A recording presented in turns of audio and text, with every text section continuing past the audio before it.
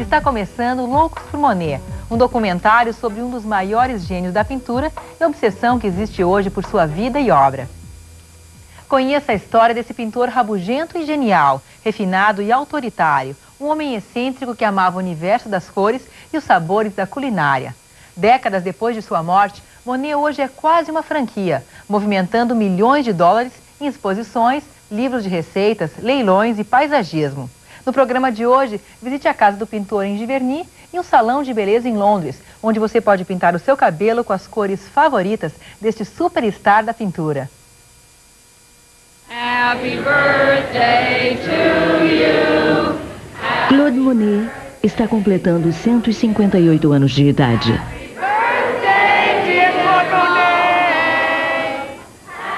Ele é o pintor mais famoso do mundo e, para muitos, é um modo de viver.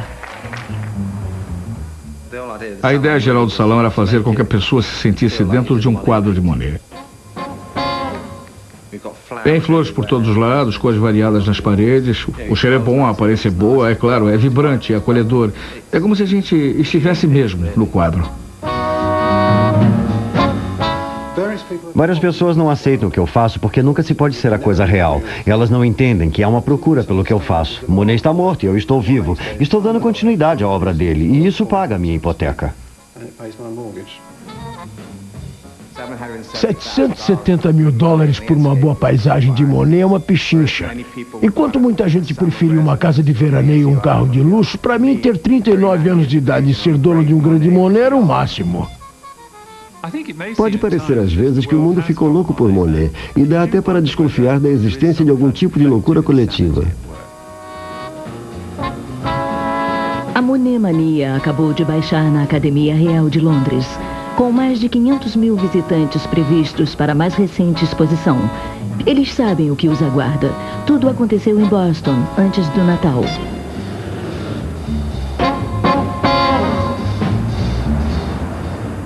Eu nunca vi uma afluência tão grande para uma exposição como essa. Tem estado muito cheio. As pessoas adoram Monet. Loucos por Monet. Está sendo fenomenal. Realmente superou as nossas expectativas. Um estouro, eu não posso negar. Olá, eu sou Claude Monet. Realmente não acredito que Monet tenha sido tão popular antes. Acho que Monet é uma grande bilheteria. É um sucesso comercial infalível. Monet é popular porque todos o entendem. Ele não nos dá aulas, não mostra coisas que nos aborreçam. Todo artista tem sua agenda e o que o impeliu foi essa compulsão de comunicar a beleza do mundo exterior.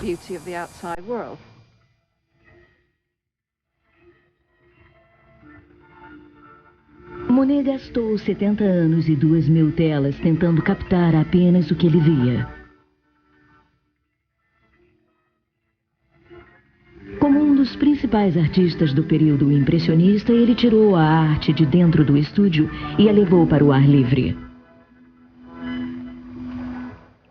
Ele passou a vida inteira junto ao rio Sena, tentando captar as alterações da paisagem.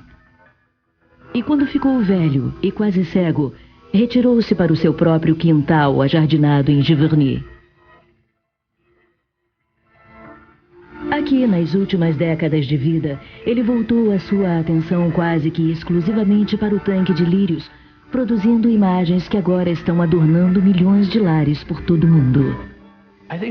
Eu acho que as pessoas pensam em Monet de um modo muito simplista. Ele é um pintor de belos quadros, é alguém que perseguiu luz e cor com uma espécie de paixão e desprendimento.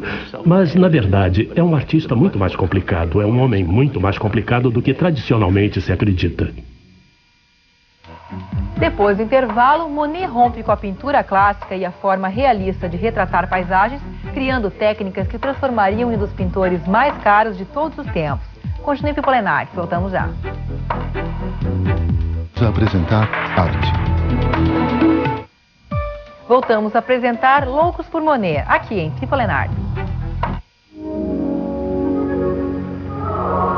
Monet nasceu em Paris em 1840, mas cresceu na costa da Normandia. Foi uma criança turbulenta que odiava a escola e preferia brincar junto ao mar e passear pelos altos dos Rochedos.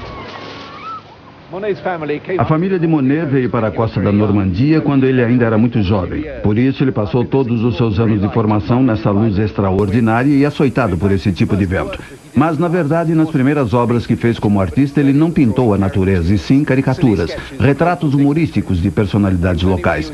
E foi só quando andava pelos 16, 17 anos que ele conheceu um paisagista local chamado Baudin, que o levou para o ar livre e realmente lhe mostrou a natureza. Lhe apresentou as possibilidades que alguém pode ter ao pintar aquilo que vemos ao nosso redor aqui. E Monet disse que naquele momento rasgou-se um véu diante de seus olhos, e o destino, o futuro, surgiu à sua frente.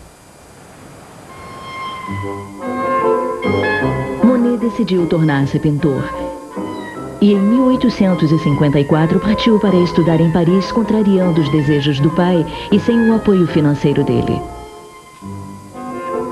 Monet encantou-se pela capital e passou grande parte do tempo nos cafés e bistrôs com seus colegas Renoir, Sisley e Basile. Eles rejeitavam o estilo de pintura bem visto pelo Paris Salon, o fórum principal para os artistas exibirem e venderem suas obras.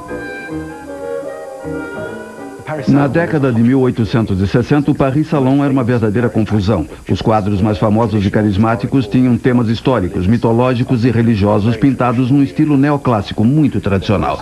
Também havia um grande número de pinturas retratando a zona rural francesa, com camponeses nos campos ou grandes paisagens de recantos remotos. Quadros que ignoravam o mundo moderno e telas que quase sempre eram pintadas no ateliê. Monet e seus amigos sentiram que não fazia o menor sentido pintar a história. A pintura deveria traduzir a experiência direta, deveria retratar o aqui e o agora. Essa era a verdadeira história que eles estavam tentando captar. A história da vida de gente comum no mundo moderno.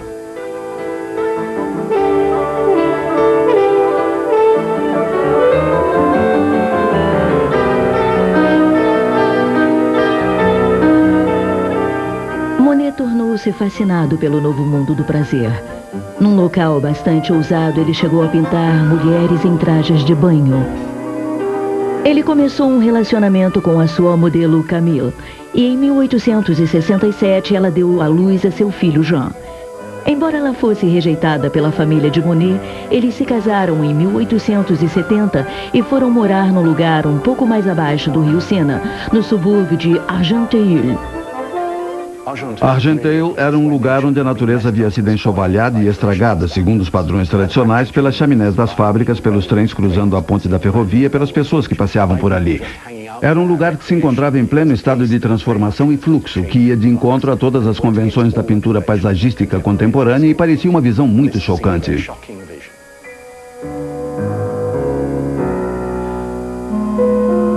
Rejeitados pelo Salon, Monet e seus amigos organizaram eles próprios uma exposição. Um dos quadros dele iria dar nome ao grupo.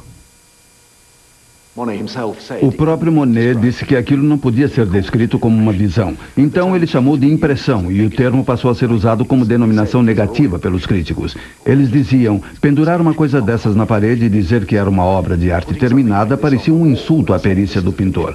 Era apenas uma desordem, uma paródia da aparência que se espera que os quadros tenham.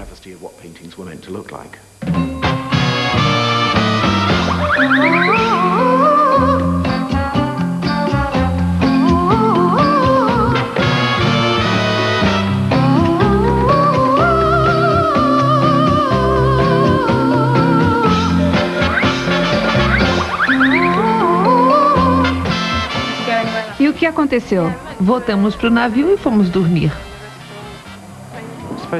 Acho que a primeira vez que vi um Monet, eu estava em Atenas. Estava procurando uma ideia para um salão e comprei 3 quadros de Monet.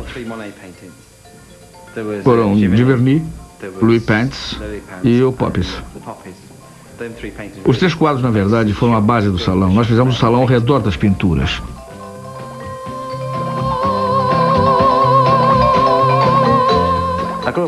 Eu cresci numa pequena área administrativa na extremidade de Burton. Nunca havia me metido com arte quando criança, nunca mesmo. E nunca tinha visto um quadro de Monet autêntico.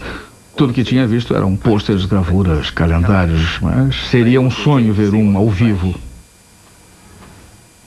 Acho que os clientes adoram, sabe? É o prato preferido deles. Veja a Nel aqui, é das clientes mais antigas e esperamos que se sinta feliz aqui. Bom, esperamos realmente. Ah, eu gosto. Gosto do modo como você põe as flores e dos quadros. E você faz um bom trabalho no meu cabelo.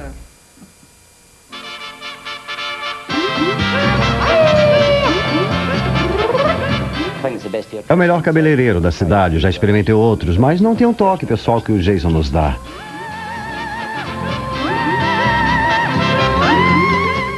Os outros salões são insípidos, mas este tem uma atmosfera diferente.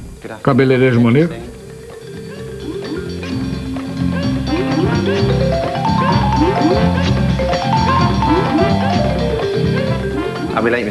Eu devo ter alguma espécie de relação com ele. Eu não sou o Claude Monet, mas Monet realmente mudou a minha vida de muitas maneiras. Agora eu tenho um salão fantástico em pleno centro da cidade. Todo o salão é uma homenagem a ele e àquilo que nos levou a fazer.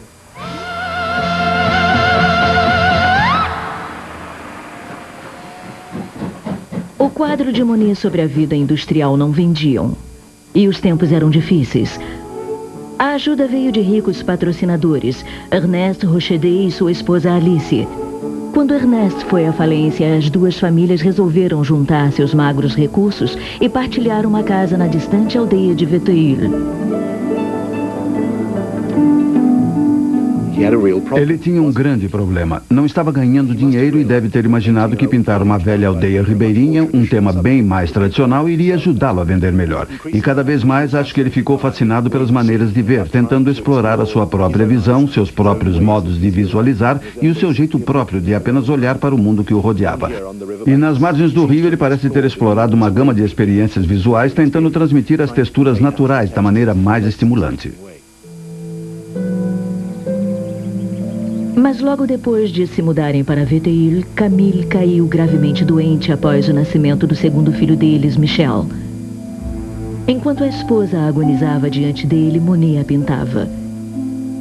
Ele disse que nos momentos em que trabalhava, ele mal a enxergava. Via apenas as cores fugindo do rosto dela. E ali estava aquela pobre jovem morrendo diante dos olhos de Monet, sem nem ao menos poder saber que todo aquele esforço, toda aquela luta, toda aquela frustração que ela e ele devem ter experimentado juntos, iria, no devido tempo, ser recompensada. Lote 19, um Monet. Tenho 3 milhões de dólares, 3 milhões de dólares, 3 milhões e 500 mil, 4 milhões de dólares eu tenho, 4 milhões e meio, 5 milhões. Monet é dinheiro, não se soletra M-O-N-E-T, e sim M-O-N-E-Y. The best things in life are free, but you can give them to the birds and bees. I want money.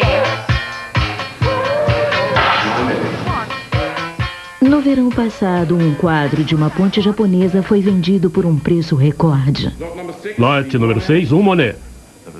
Houve esse tremendo frisson na sala que sempre acontece quando se oferece um lote importante. E 3 ou 4 pessoas começaram a fazer lances imediatamente e o preço subiu muito rápido. 7 milhões e 800 mil. 8 milhões de libras? E quando chegou a 9 milhões e 500 mil libras, nós começamos a ficar gelados porque isso estava muito acima das nossas expectativas. Mas em 9 milhões e 500 mil libras, uma coisa ainda mais extraordinária aconteceu. Outro pretendente surgiu e os lances subiram para 10, 11, 12 e 13. 14 milhões de libras. Quando chegou a 14, bateu o recorde mundial por uma tela de Monet. São 18 milhões de libras. Tem certeza? Quer que eu vá falar com ele? Não? E o martelo bateu em 18 milhões de libras. 18 milhões. E no fim alguém deve ter pensado, o que teria acontecido se uma daquelas pessoas tivesse acordado com dor de cabeça e resolvesse não participar do leilão? Aí o preço só teria sido de 9 milhões e meio em vez de 18 milhões. Então, no leilão existe esse fator importante chamado chance. A imagem que se faz de Monet é constantemente subvertida pelo dinheiro, eu acho. E eu me lembro muito bem de um maravilhoso Monet de Álamos. Mas eu vi aquilo que ele realmente era. Aquele maravilhoso S de árvores recuadas, para mim, era um cifrão. Monet é um imã para novas fortunas. E para dizer de um modo bem educado, o Monet é um símbolo de status. Possuir o Monet é simultaneamente um emblema de tremenda distinção cultural e uma enorme riqueza pessoal. Então, é uma combinação muito satisfatória. existem muitas pessoas com dinheiro bastante para ter um autêntico Monet. Mas na área financeira de Boston, uma transação comercial altamente bem-sucedida possibilitou a um homem satisfazer sua paixão por Monet. A expectativa de lucro é de cerca de 24 vezes. E apesar de alguns bens de capital menores terem sofrido, existem valores realmente bons por aqui, obrigado. Eu atuo no gerenciamento de investimentos. Abri a Delphi no final de 1979 com um cliente e crescemos otimamente. Nós realmente somos do ramo. Temos cerca de $1 bilhão em bens e eu fiz meu primeiro milhão em 1985. E em vez de gastá-lo num carro veloz ou num chalé de inverno, me interessei por comprar um Claude Monet. Para mim, a tela simbolizava a verdadeira genialidade. Eu estava com 39 anos e gastei 77%, $770 mil do meu patrimônio líquido para comprar o quadro. Eu não cresci na riqueza, mas conhecia Monet desde pequeno porque meus pais tinham reproduções na parede. Mas, para ser franco, devido à minha situação econômica, eu nunca sequer sonhei possuir um Monet autêntico. Hoje à tarde vou visitar Portland, no Maine. Visitar meus 2 Monets. Eu fui criado em Portland e sinto um enorme prazer em emprestá-los ao pequeno Museu de Arte de Portland. É como uma retribuição à comunidade. Aliás, uma das verdadeiras alegrias é observar outras pessoas olhando meus quadros. E eu não vou até elas para dizer, este quadro é meu, mas é interessante ver a reação delas. Este foi o meu primeiro quadro que eu comprei, Ville de Cap Martin, Mônaco, 1884. Quando eu vi a tela, ela estava num cavalete na galeria da Christie's. Eu disse, este é um belo Monet. Era dos primeiros e parecia que havia saído na véspera do estúdio dele em Giverny. Quando adquiri o quadro, é evidente que fiquei orgulhoso. Mas a gente não pode se levantar e dar vivas na segunda fileira da Christie's. E era o que eu estava sentindo por dentro. Mas depois, quando saí do leilão, eu realmente gritei e disse para mim mesmo, puxa, isto é o prêmio de maior conquista de uma vida. Deus me livre de ir à falência. Eu tenho 31 quadros, os outros 29 podem ser vendidos, mas os 2 Monets vão ficar na família para todo sempre. Eu ainda não terminei, estou com 50 e poucos anos, acredito que ainda tenho uns 14 a 20 anos para procurar bem. Então espero que haja mais 2 paisagens de Monet no meu futuro.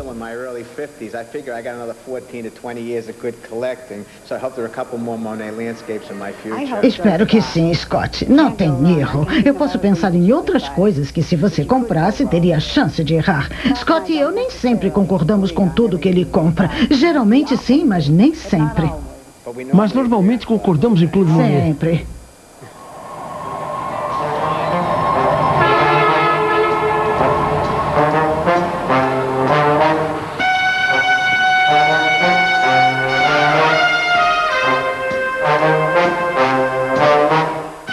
Semana de leilão em Nova York. Scott espera acrescentar outro Monet à sua coleção. Uma coisa que eu sempre faço é examinar as condições da pintura para ver se foi restaurada. E se houver uma área significativa de restauração, isso obviamente acabará com a transação, porque a gente quer comprar um Monet original e não uma restauração original. Vamos dar uma olhada com a luz ultravioleta. Eu acho a área central bem boa, não é? Não tem quase nada. Só 2 toques de tinta nova no centro. É verdade. Aquelas manchinhas pretas ali são de tinta mais recente. Provavelmente ação de restauradores. Acho que temos ótimas notícias. É um lindo quadro em excelente estado. Concordo com você. Está em perfeitas condições. E o interessante é que pertencia ao Frank Sinatra, o que não deixa de dar uma fascinante dimensão extra ao quadro.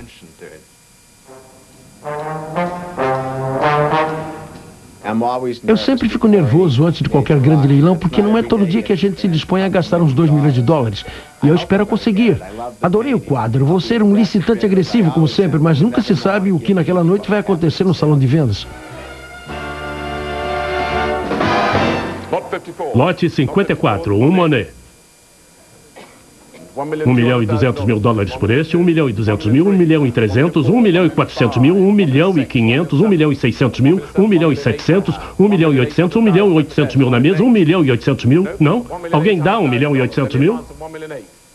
Quando voltou para mim a $1.800.000, eu achei o preço alto, então deixei seguir. É um belo quadro e eu dou os parabéns ao ganhador. Mas haverá sempre outro Monet e haverá sempre outro leilão. $2.200.000. O quadro que Scott perdeu foi pintado numa década excepcional para Monet, a de 1880.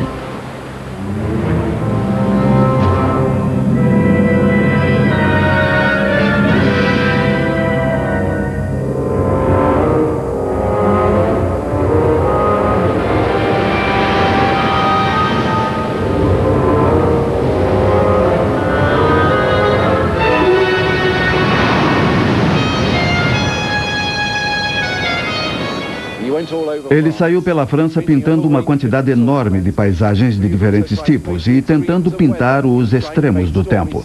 Tentando fazer ele próprio se sentir capaz de conquistar a natureza de algum modo e transportar tudo para a tela mesmo quando era incrivelmente difícil. O pior dia de Monet em Étretat foi quando ele confundiu a tábua das marés e quase foi levado pelas águas. Aparentemente as ondas subiram e o atiraram contra as pedras e ele acabou com o rosto cheio de tinta lutando para se livrar das ondas.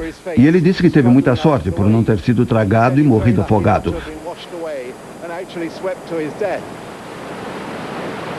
Monet costumava afirmar que nunca teve um ateliê. Na verdade, ele estava mentindo.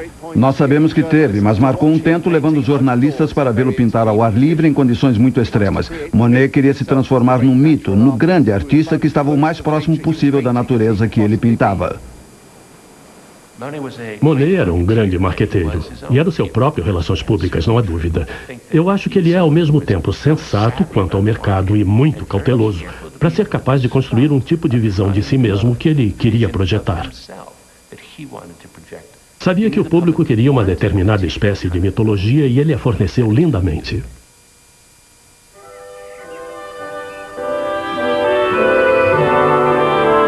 Enquanto realizava suas expedições pictóricas, Monet ansiava por voltar à nova casa que ele havia encontrado na aldeia de Giverny.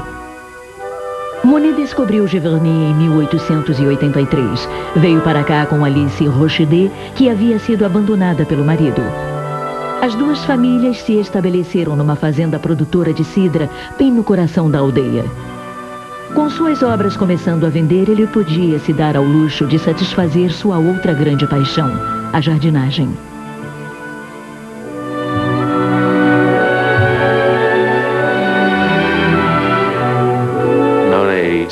Monet disse que se não tivesse sido pintor, seria botânico. E na verdade foram as flores que o levaram a se tornar um artista.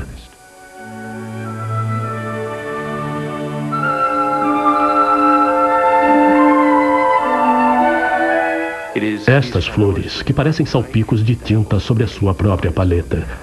E foi também basicamente o lugar que ele transformou numa espécie de jardim do paraíso, onde a própria natureza iria ser controlada pelo ser humano. Formalmente, é claro, permitindo que ela tivesse seu drama particular. Agora ele podia ser o maestro daquela sinfonia.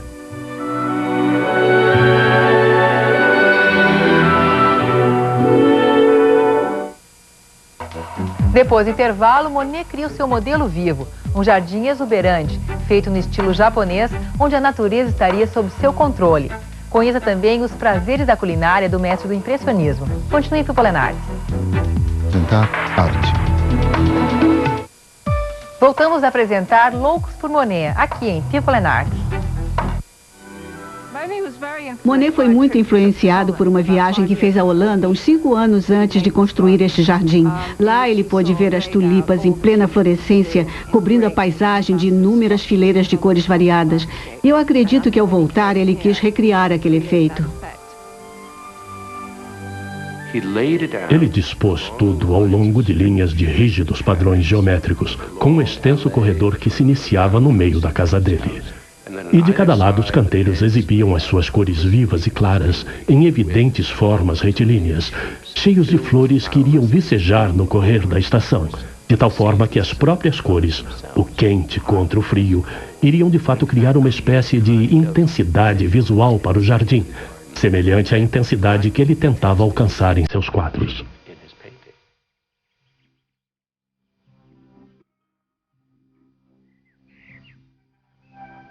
Enquanto seu jardim crescia, o ambiente rural de Giverny inspirava Monet em seu projeto seguinte. Trabalhando em várias telas ao mesmo tempo, ele tentou captar o cambiante envoltório de luz em torno do motivo principal.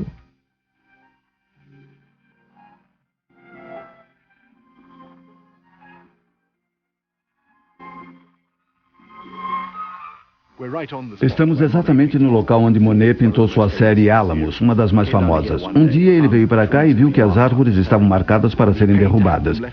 Monet pagou para que as deixassem de pé o tempo suficiente para ele captar a luz passando através destas folhas e dos galhos e os reflexos no rio, e depois disso elas foram abatidas. Monet disse que a luz mudava com tanta frequência que ele precisava de uma tela nova a cada 7 minutos, porque a luz já havia saído de uma determinada folha e, é claro, tudo isso tornava a vida completamente impossível. E nós sabemos que no final, às vezes, havia 20, 30 telas amontoadas ao redor dele. E Monet vasculhava aquela pilha de quadros em busca de um que correspondesse ao efeito que efetivamente estava diante de seus olhos. E no momento em que ele punha a tela no cavalete, o efeito já havia sumido. Portanto, acompanhar a natureza era uma verdadeira batalha. Um dia ele ficou tão frustrado que jogou todo o seu equipamento dentro do rio e voltou para casa. Então pensou, meu Deus. Aí voltou, pescou tudo e começou a coisa toda outra vez. E às vezes ele queria desistir da pintura. Dizia que pintar era maluquice. Ele era inflexível. Era conhecido como alguém muito difícil. A tradição diz que, quando Monet estava furioso com relação a algumas telas que havia feito, ele pedia ritualmente, posso garantir, aos jardineiros que pegassem aqueles quadros dos quais não gostava e os queimassem numa grande fogueira no jardim. Esse era o único jeito de queimá-los. Monet e Alice casaram-se em 1892. A vida familiar deles girou em torno de uma rotineira austeridade monástica. Ele é um homem que se levanta muito cedo para trabalhar. 4, 4:30, conforme a estação. E a primeira coisa que faz é olhar o céu. Ele é uma espécie de camponês que precisa de tempo bonito, precisa de luz para o seu trabalho. Portanto, ele ficava muito, muito furioso se o tempo estivesse ruim e não pintava. Havia dias em que se sentia tão desesperado, tão angustiado e tão deprimido que voltava para a cama e ficava lá e ninguém podia se aproximar dele. Depois, no dia seguinte, ele se recuperava e ficava bem, com excelente humor, cantando belas cançõezinhas. Aí se desculpava, dizendo, vocês me conhecem e eu sinto muito. Este é o ateliê de Monet. Foi o primeiro dos 3 ateliês que ele teve. Se não podia ir para fora por causa da luz, ele terminava a obra no interior. E não queria ser perturbado. Odiava ser perturbado. E se as pessoas aparecessem sem estar combinado, ele realmente não as recebia. O horário das refeições era extremamente rígido nesta casa, como num mosteiro. 11h30, almoço. 7 em ponto, jantar. E a ninguém era permitido qualquer atraso. Ele detestava gente burra, odiava pessoas que se atrasavam.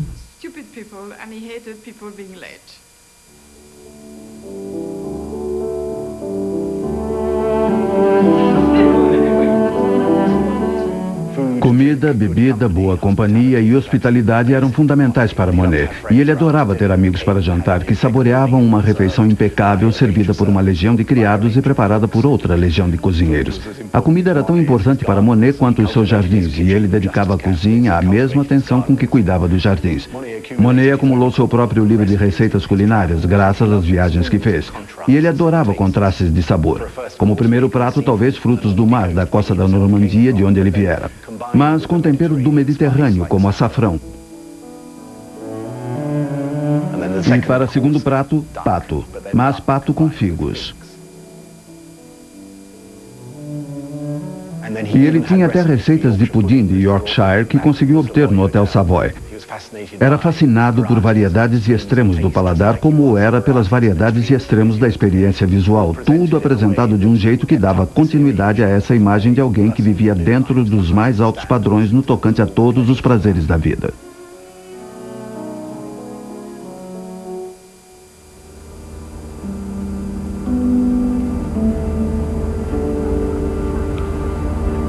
Na virada do século, o artista fez 3 visitas a Londres e hospedou-se no recém-construído Hotel Savoy.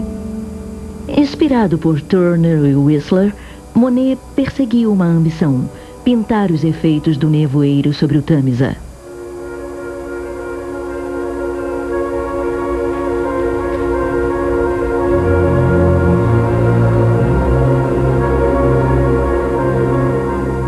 Monet veio para cá no inverno porque adorava o fog. Considerava o nevoeiro londrino uma extraordinária coleção de efeitos mudando de cor a cada minuto. E foi isso que o trouxe para cá. Disse que não entendia como os pintores vitorianos podiam pintar os tijolos dos prédios daqui porque não se vê esses tijolos.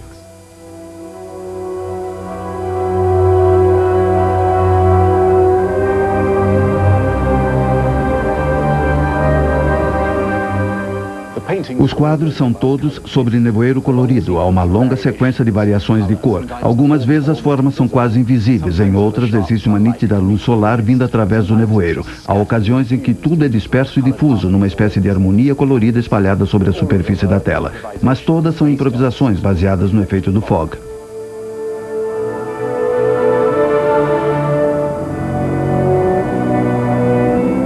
Ele levou os quadros para sua casa em Giverny e um jornalista descobriu que ele estava finalizando as telas 2, 3, 4 anos depois de ter estado em Londres.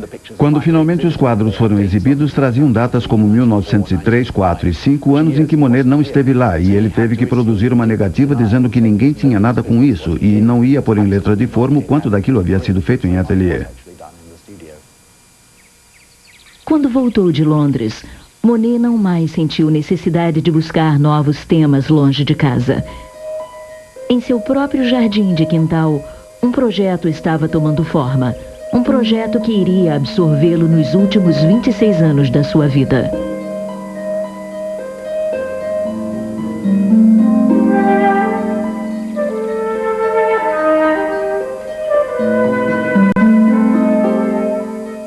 Os jardins aquáticos são uma experiência extraordinária, porque o pintor construiu a sua própria paisagem natural. Depois de pesquisar por toda a França, ele voltou para casa e resolveu que a melhor maneira de controlar a natureza era criá-la para ele próprio.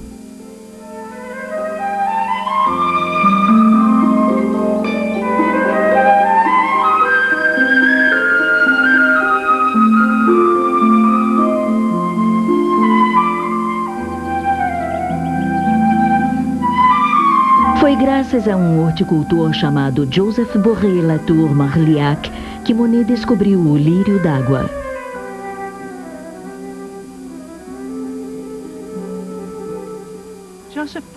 Joseph Borré Latour Marliac reuniu todas as variedades de lírios d'água do mundo inteiro em um só lugar e foi o primeiro homem a fazer isso. Ele retirava o pólen de uma matriz e o misturava com o néctar de outra. E assim provocou uma explosão, uma verdadeira caixa de joias de cores, com tons de rosa, de vermelho e amarelo, que antes não existiam no mundo da jardinagem aquática.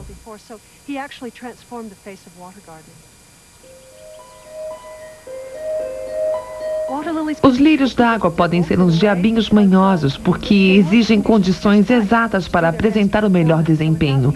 Portanto, sem intensidade de sol bem claro, eles não abrem as suas pétalas. Em um dia nublado e sombrio, eles fazem pirraça. Não é sempre que querem abrir. Eu acho que os lírios d'água são positivamente irresistíveis a quem quer que os encontre. A gama de cores das flores é como uma caixa mágica especial que se abre à nossa frente, revelando todas essas cores resplandecentes. O aroma é sutil, mas gostoso. E há também esse tipo de hábito místico que eles têm de desaparecer no inverno e ressurgir na primavera e no verão, para dar uma exibição de tamanha grandiosidade. Todas essas coisas combinadas me inspiram.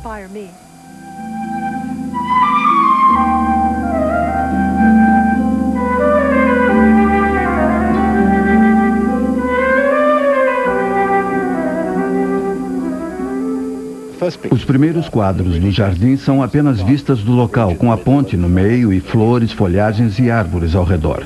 Depois ele gradativamente recua e olha para baixo, para a superfície da água. O horizonte então surge bem no alto e aí ele abandona o horizonte por completo e nós estamos simplesmente olhando para baixo, para a superfície da água, observando o jogo de reflexos. E ali na água ele descobre o mundo do céu e das nuvens, um universo inteiro.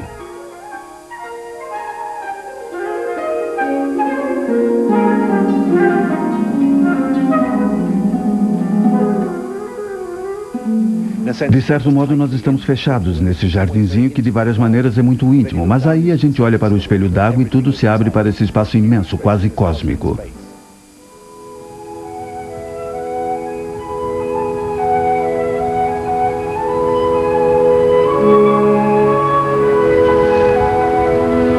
Nottinghamshire, Inglaterra.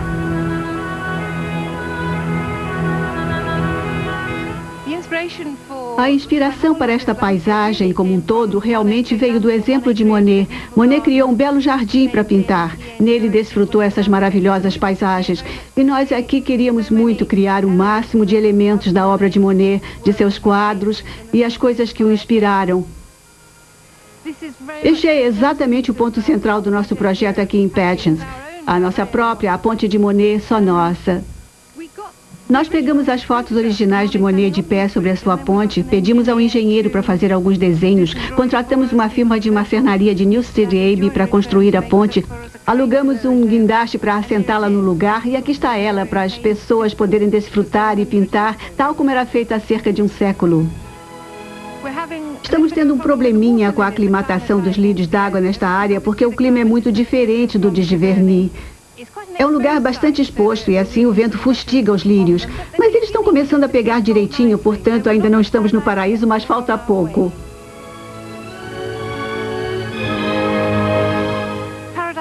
O paraíso nem sempre é tão fácil de se alcançar. Nós tivemos que enfrentar alguns pequenos obstáculos. No corredor principal, as sementes estão lá, tudo plantado. Houve problemas com os nastúrcios, porque eles não gostam muito de vento. Mas é preciso paciência, né? É um trabalho lento, cortar, replantar e finalmente conseguir aquele glorioso canteiro de nastúrcios em Giverny, tão lindo. Uma bela dispersão de cores para ser pintada. Isso vai estar aqui dentro de uns poucos anos. Para ser completo, tínhamos que ter um monte de feno de Monet, que eu considero simbólico em várias telas de Monet. E assim que estiver construído, é possível imaginar o quanto Monet gostaria de pintar isto, porque a luz banha este lugar em diferentes horas do dia. Monet capta momentos que só ele poderia ter passado para a tela. A gente olha para o quadro e pensa, como foi possível ele fazer isso? Eu gostaria de ser capaz de pintar como Monet, mas ninguém jamais o será, porque ele era um gênio. E tudo que a gente pode fazer é se esforçar ao máximo para captar as oscilações da luz sobre a cena, em vez de apenas tentar retratar a cena. Eu não estou me saindo muito bem, mas é o que eu estou procurando fazer. Mas ele é sublime, realmente é. Como é que ele fazia isso do lado de fora, com o equipamento da época, eu não sei. Porque olhe para isto, meu Deus, que dia pra gente pintar. Money makes the belt go around, the belt go around, the belt go around. Money makes the belt go around, it makes the belt go around. Não são apenas as imitações e as reproduções que são muito procuradas. A marca Monet pode vender qualquer coisa. If you happen to be rich and to feel like a night's entertainment, you can pay for a gay escapade. If you happen to be rich all alone and you need a companion, you can ring. Monet foi a maior dádiva que recebemos. Só manter as prateleiras cheias já é uma aventura a cada novo dia. Temos uma tremenda variedade de mercadorias Monet. Pense numa e nós temos. Este é o sapo Felipe. Ele mora no Jardim de Monet. É dos mais vendidos da loja, muito popular entre as crianças. Junto com o Felipe, você pode comprar o sapo no sabonete, que as crianças gostam, porque depois que o sabonete derrete, fica-se com o sapo.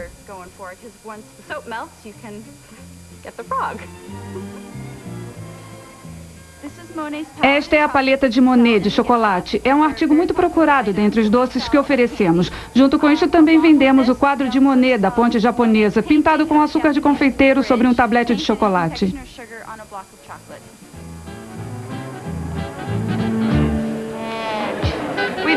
Temos até o perfume Monet, muito popular entre as senhoras idosas e que supostamente tem o cheiro do Jardim de Monet. É um pouco forte para mim, mas já vendemos vários vidros dessa boa ideia para presente.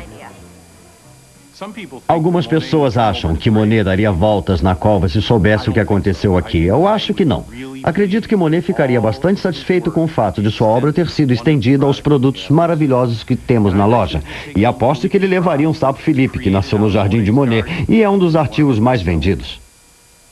No início do século XX, Monet conquistava fama e fortuna em todas as partes do mundo. Mas, em casa, acontecia uma série de tragédias. A morte de sua enteada Suzanne foi seguida pela do filho Jean em 1914. Mas talvez o mais trágico para Monet tenha sido o falecimento de Alice em 1911. Monet parou de pintar por 2 anos.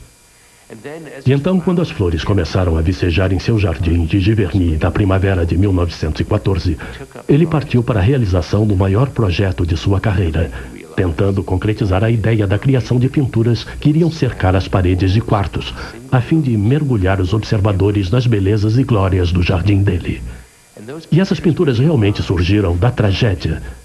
É claro que começaram em 1914, quando ele estava com 73 anos, e quando o eco dos terríveis canhões de agosto iria trovejar através de toda a Europa.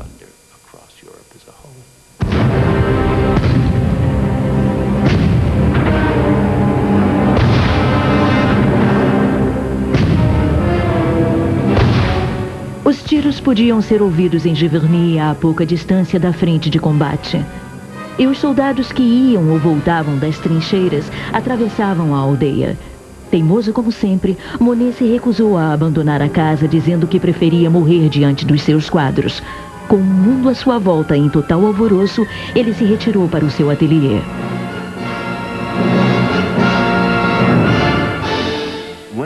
Enquanto está em casa, trabalhando nessa pintura, ele se sente terrivelmente angustiado. Angustiado com o filho, angustiado com as pessoas morrendo na guerra, angustiado com o sentido da sua própria vida. Ao escrever uma carta, ele pergunta: como posso me envolver nessas questões, tais como a escolha de uma cor ou de um pincel, quando há pessoas morrendo por este país?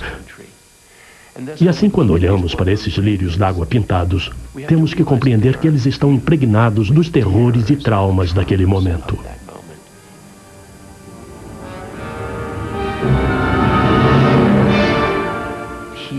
Ele se lança à pintura com uma espécie de determinação para permitir que todas as regras sejam postas de lado. As cores se tornam ou muito intensas ou muito acariciantes. As tintas quase literalmente são fatias sobre a tela. As formas se agridem, por assim dizer, e em certas ocasiões parece não haver qualquer ordem. Muito semelhante aos caminhos nos quais o próprio mundo parece ter sido lançado.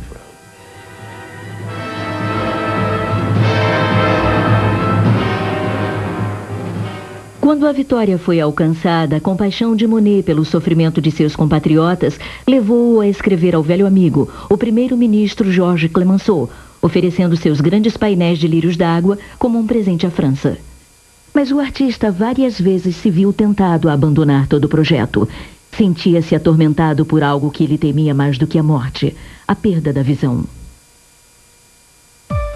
A expectativa da Royal Academy em Londres para essa exposição de Monet era de 500 mil de visitantes. No final, um recorde. Mais de 800 mil amantes do pintor fizeram fila e esperaram durante horas para ver seus quadros. Nos fins de semana, o museu literalmente não fechava. Um dos quadros que não fez parte da exposição foi uma tela roubada pelos nazistas durante a Segunda Guerra. O quadro originalmente pertencia a uma família judia que agora está movendo um processo na França para reavê-lo. E por isso o governo francês não deixa o quadro sair do país, com medo de que seja confiscado. Na continuação, os últimos anos de Monet. Descubra como a perda da visão afetou seu trabalho, criando uma nova percepção das cores e das formas. Arte.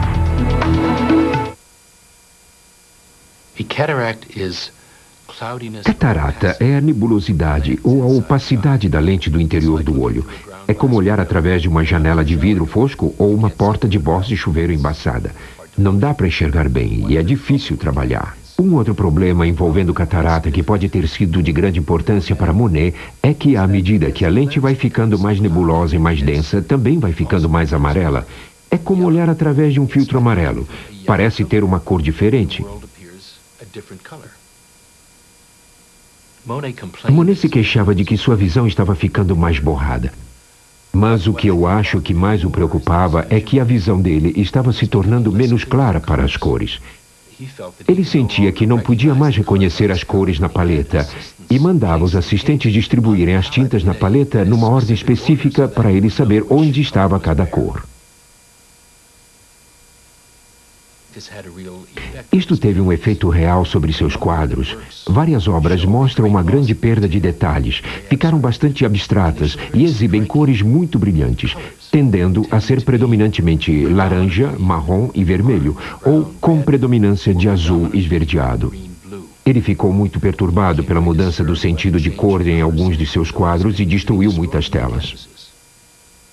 Embora a catarata tenha sido diagnosticada bem antes, em 1912, Monet tinha pavor da cirurgia, temendo perder totalmente a visão. Só em 1923 ele finalmente foi operado. Ele era um paciente terrível. Durante os preparativos para a operação de catarata, ele ficou nervoso e levantou-se para a grande preocupação do médico. Monet não queria ficar deitado, imóvel, e disse: prefiro ficar cego a ter meus olhos remendados. Os amigos tiveram que contê-lo, mas finalmente ele se submeteu aos procedimentos. Monet levou mais de 1 ano após a cirurgia para tornar a se sentir confortável com as cores no seu mundo. Apesar disso, ele exigiu que os murais de lírios d'água só fossem exibidos depois de sua morte. Monet morreu em novembro de 1926, com 86 anos de idade. No ano seguinte, a obra dele foi instalada em 2 salões ovais, especialmente projetados em L'Orangerie, nos Jardins das Tuileries, em Paris. A arquitetura de L'Orangerie foi concebida pelo próprio Monet. Certa vez ele disse que gostaria que o visitante se sentisse como se estivesse imerso num aquário, um aquário florido.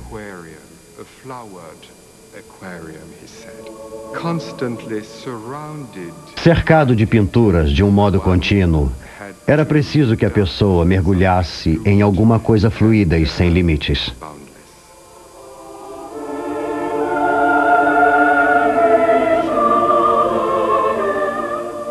A inauguração de L'Orangerie em 1927 foi um fracasso. Na verdade, na década de 1930, o governo francês quis retirar as pinturas da parede. E até os anos 50, as últimas obras de Monet, os maravilhosos quadros em exposição, foram completamente negligenciadas.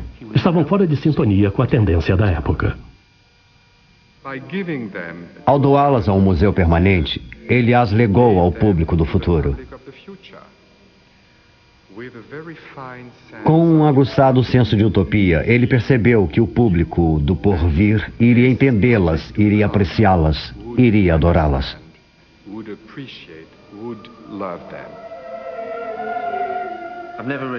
Na verdade, eu nunca vi um quadro autêntico de Monet. Só vi pôsteres, estampas, calendários. Mas seria um sonho ver um ao vivo.